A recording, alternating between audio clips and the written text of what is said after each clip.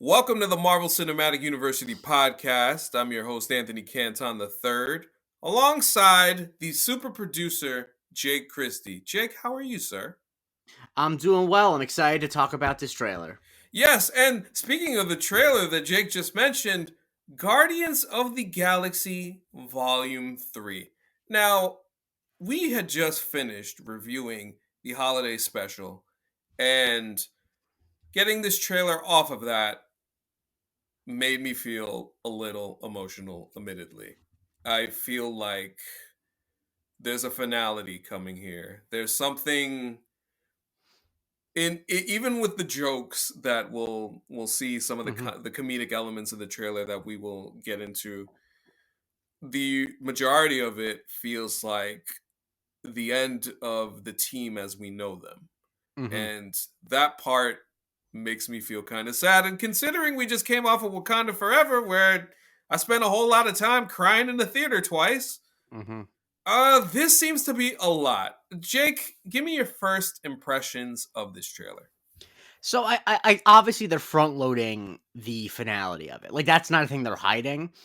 And so the thing that hit me was just how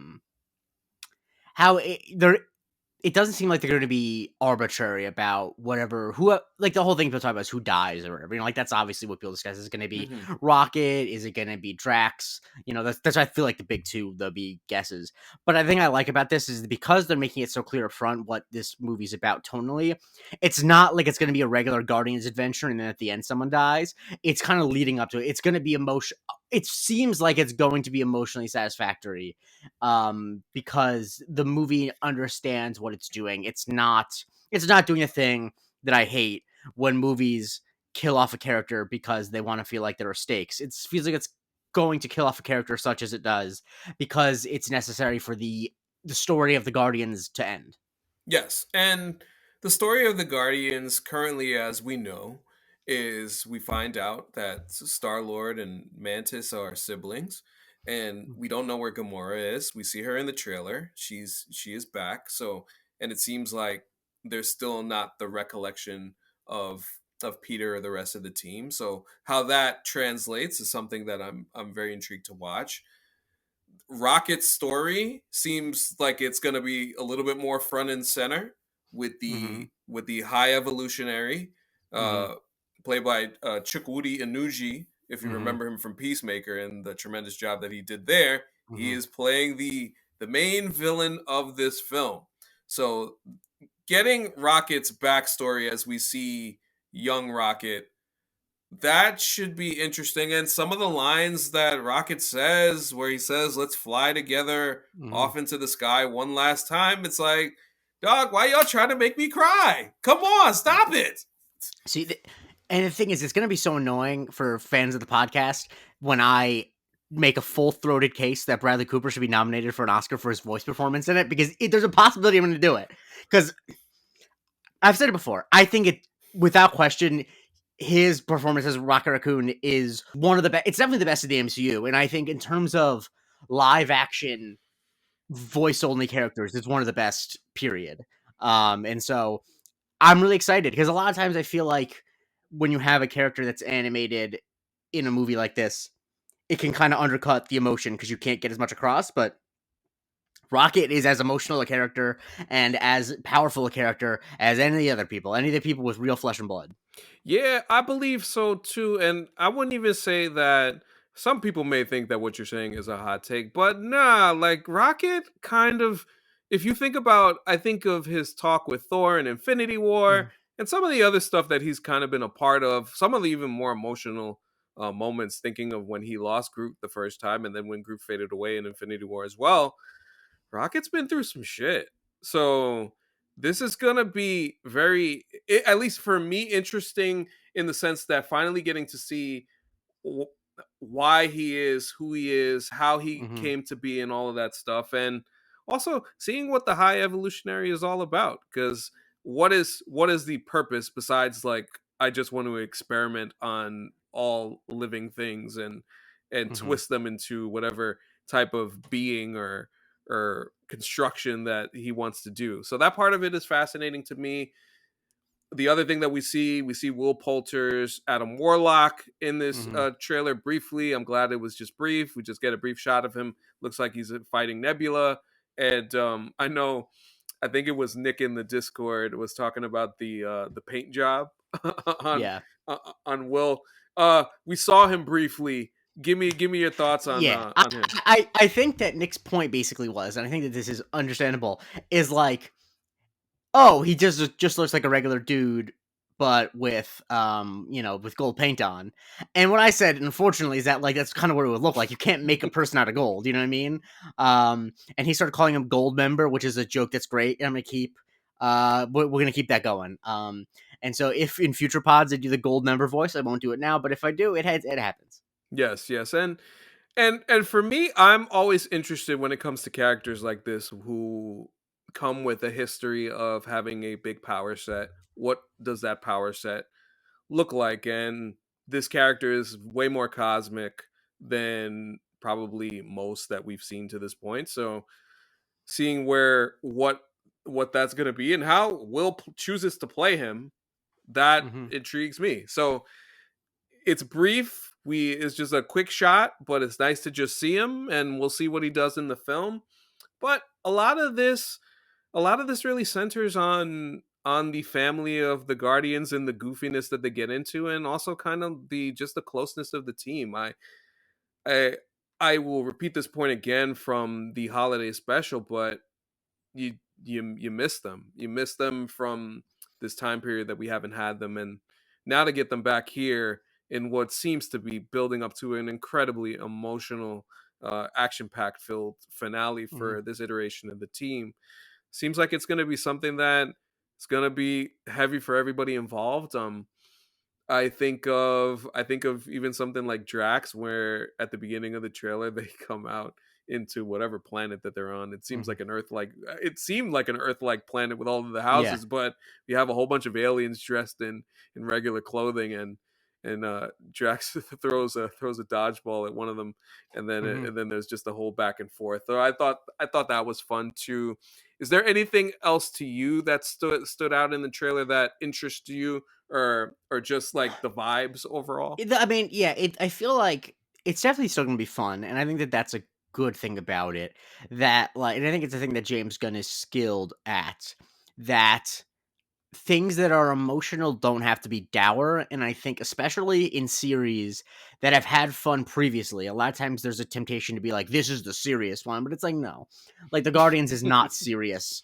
It's not serious in its subject matter, really, and it's not serious in its tone, but its characters it takes very seriously, and I think that that is the balance that James Gunn brings, and it's why I'm confident that he'll be able to stick the landing here. But like we actually didn't really get that much from this trailer. It was a very No. much a first trailer. Yes. Um, and yeah, I'm just excited to be back with these guys because it's been a really long time. It will have been 6 years, which is Six years, yeah. long for an MCU series. So I'm excited just to spend another movie with them. Yes, for sure. And I think Peter and Gamora, we'll see what comes of that. What will be the conclusion, or at least the continuation of their story, and how that kind of evolves there. And I just seeing Groot hold all those guns with his arms was just an awesome shot at the end of Yeah. it. So it's very exciting to know that we're at least going to get one more with this group of Guardians. And yeah, we'll see what happens. It's an interesting one. I do want to get to one other thing, but if do you have any final thoughts on the teaser No, overall? I mean, yeah, I'm excited to see you mentioned Groot. I'm excited to see he's still on the Liver King supplement plan. He's And out here. It's what we call that's what we call topical people. That yeah, I'm just excited to see where it goes. I'm excited to see how they get Gamora back in. I hope they get her in relatively quickly because I kind of want to see that. I don't want that to be saved for the end of the movie. Because Yeah. I feel like we kind of know what is. I want to see her without her memory try to like interact with them again as opposed to seeing her without her memory on her own. I feel like that's a lot less interesting to me. But that's the thing we don't know at the moment. Yes, yes, and we will definitely find that out. So this was not the only thing shown today. I think there was Mhm. I think it was in Brazil, if I'm not mistaken. Yes. There was a panel that Marvel Studios had. It was a brief one, but they not only showed Guardians of the Galaxy Volume 3, they showed a little bit more footage of Ant-Man and the Wasp, Quantumania. And all I'm going to say is this. When you see and when you hear the words, "You're out of your league, Ant-Man," and "I know your reality, I know how it ends." Listen, y'all already know I've been hyping Jonathan Majors for the last 2 years on this show. We are almost here. It's almost time. This is gonna be a case where everybody watching this movie is gonna be rooting for Kang. Most people gonna be rooting for Kang. I'm telling you, like the level in just these brief bars that Kang drops just shows the magnitude and the screen presence and the charisma of one Jonathan Majors. We major. That is kind of all I have to say about this because I just, again, am so excited for Kang and that this dude is playing Kang. It is just such a treat for me as a nerd, Marvel fan, all of these years to see this particular villain played by this particular actor. Just just bring it to me. February, we almost here. Yeah, it's gonna be. It's the reaction pod for Quantumania is just going to be you just quoting Kang lines and just Oh, and the social media blitz in the months after are just going to be I'm just going to get a notification on my phone. It's like, what is this? Oh, AC posted a photo of Kang with one of his quotes. It has 5 likes. Okay, like it's just going to be you're obsessed, and I don't blame you, but it's going to be a lot. But yeah, that line, the way he just says Ant-Man with so much disdain is great. yeah, oh my gosh. Yes, Ant-Man and the Wasp, Quantumania, February 17th, if I'm not mistaken. Yeah, we're not that far away, and I'm sure we'll hear about other Marvel things in the meantime. Um, but for us, as far as this show goes, I mentioned it earlier in the week, but we will be having an award show soon. I haven't decided if it's next week or the week after, but we will let you know. We will let you folks know. So I want to get the fans involved in this too. And yeah, this has been a lot of fun this year in Marvel content, and we will talk about it more as we wind down the year. But Jay Christie, where can we follow you, sir? You can follow me on Twitter at the J Christie, on Instagram at Jake T Christie. There you go. And you can follow me on Twitter at Anthony Canton _3. On Instagram, if you be so inclined, PoetAC9586. And follow the show on Twitter at MC University Pod. Remember to give the pod 5 stars, 5 stars, 5 stars. Do it if you can. Appreciate it, of course, and appreciate the support. We do have a Patreon, patreon.com/MC University Pod, where you could get our bonus content. I just recorded the first episode of Good Beef. The beef is very good, and it is cooked, and it is going to be ready to go, where I talk to our patrons about things that they want to talk about. First episode is with Megan Hines. Salute to Megan for joining me. It's a lot of fun to talk about Power Rangers and a little bit about what she does herself. So if you want, as a patron, if you want to get involved, as I say, hit me up. You know where to find me, whether it's Discord, whether it's Twitter. Just hit me up, and we can definitely get something cooking on this good beef. But appreciate everybody for supporting the show. And it was nice to see a couple of those Spotify rap things including us this year. Yes. If Any you haven't, positive if praise we get yeah, is awesome. if we came up, send it to us. We will love to know. And by when we love to know, I mean it makes me feel good about myself, and that's always good. Yes, yes, of course. And for Jake Christie, I'm Anthony Canton III. This has been Marvel Cinematic University. We will talk to you next time.